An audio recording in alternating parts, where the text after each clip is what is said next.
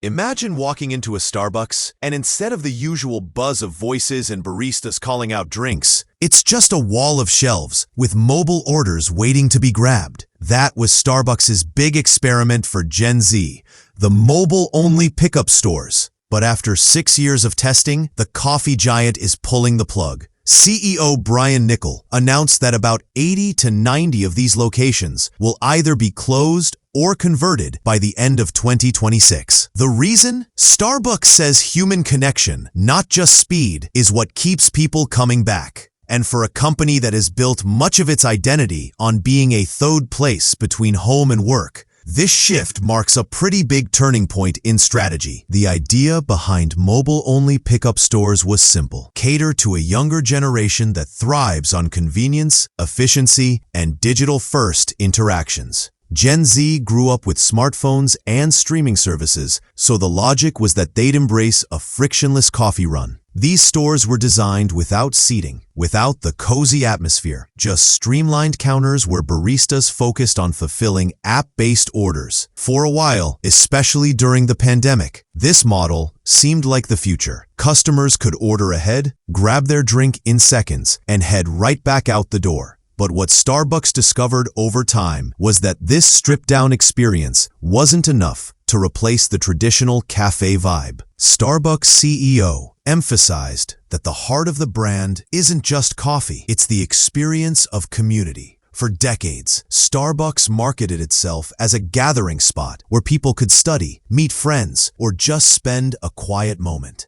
While mobile ordering is here to stay, customers still crave a sense of connection. Whether it's chatting with a barista, bumping into neighbors, or simply being in a social environment. The rise of remote work also means many people are looking for welcoming spaces outside their homes, and Starbucks cafes often fill that role. By contrast, the mobile-only locations felt transactional, efficient, but impersonal. That lack of warmth, it seems, is what ultimately made the experiment unsustainable. The decision to close or convert these stores also reflects broader industry trends. Across the food and beverage world, brands that leaned heavily on tech-driven experiences are finding that customers want balance. Convenience matters, but so does authenticity. Starbucks isn't abandoning innovation. Mobile orders, app rewards, and digital tools are still core to their strategy. But Niccol's announcement makes it clear that the company is recentering its focus on people, not just platforms. By blending digital convenience with real-world hospitality, Starbucks is trying to strike the right balance between efficiency and the emotional connection that makes customers loyal. So what does this mean for Starbucks fans? Don't expect mobile ordering to disappear. It's still one of the company's most popular features.